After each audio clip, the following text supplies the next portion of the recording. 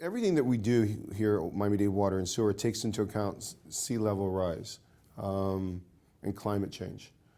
In fact, this department was one of the first in the nation, and we're very proud of that. It goes all the way back to like 2006, 2007. So the Miami-Dade as a county, and specifically Miami-Dade Water Sewer, was in the forefront in terms of public utilities in the United States and this whole issue of sea level rise and climate change. Everything we're doing as part of this $13.5 billion from a design, from a planning, from an engineering perspective takes that into account.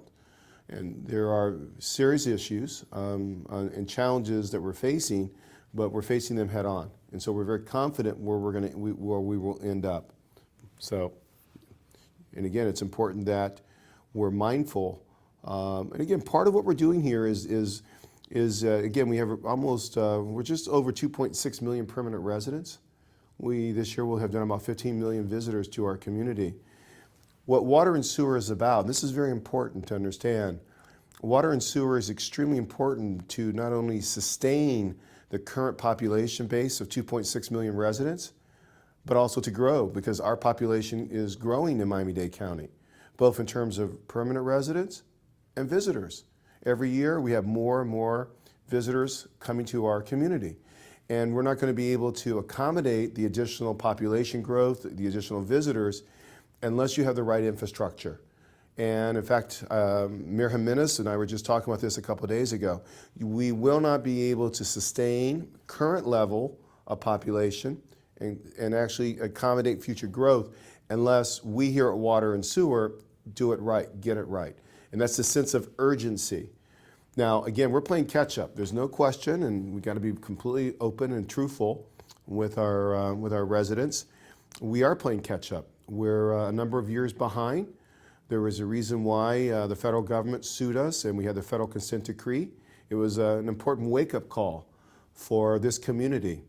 But the Board of County Commissioners and Mayor Jimenez understand the seriousness of where we're at, the seriousness of the situation. They recognize that. They're very supportive as the legislative body, the County Commission and Mayor Jimenez, for us to do the right things. And that was part of the reason I was asked to come to Water and Sewer, to interject, if you will, some new thinking, a different perspective. And what I'm about is focusing on change, not just for the sake of change, but the objective of making things, if you will, and strengthening the operation through creative ideas and sharing of creative thoughts. And that's what we're doing. It's all about communication. When I stepped in June of 2006, the port was distressed. It was underperforming. It had been losing on average a lot of money a month, $1 million a month. When I left the port in its strongest financial position in its history. $1 million a month for 2 years. They had an average loss of about $1 million a month for 2 years when I took it over. When I left, they were in their strongest financial position in their 100-year history. Yeah. So what I like to do is, I think to me, it's not my success, it's our success. The Port of Miami was a success, is a success. It was done by a team. And that's what we're doing here at Water and Sewer. Okay. Water and Sewer is refocused. We're re-energizing. I just wanted to talk about one time. And that's my 35 years. I've worked for 10 county managers, including the last, Alina Hudak, a good friend. I've worked for 10 county managers, starting with Merritt Sterheim, ending with Alina Hudak. I've worked for 4 mayors, including the current mayor, Carlos Jimenez. I've worked for a county manager form of government. I now work for a strong mayor form of government. We have a strong mayor.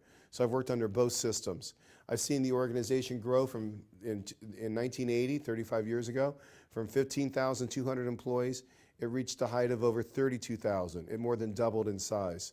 I saw us grow in 1980 from basically a $1 billion budget to the point a few years ago we exceeded $7 billion a year operating. Okay, back to my question. So I've seen it go up and down, and what I say, the thing is, it's evolved. I think that the organization today is evolving in a positive way, because we're obviously focused on what? We're focused on the core services we deliver.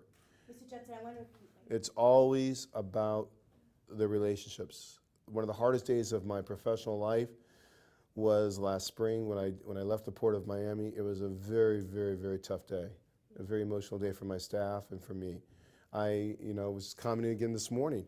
I can be in Home Depot and somebody will come, hey boss, it was like somebody that worked for me in maintenance at the Port of Miami. We miss you. On Thanksgiving Day, I probably had 10 emails or messages from former staff at the Port of Miami. From clerical. Oh, I talked with the port director and I, we're like brothers. He's like my son. I talk to him probably 2 or 3 times a week. My successor, Juan Carilla. We probably talk at least 2 or 3 times a week. We're personal friends. So the former airport director, he and I talk probably at least 2 times a month, 3 times a month. He's retired. He's the former airport director, Jose Abreu. You develop friendships, and these are people that have important value in your life. Their children, this is part of your life.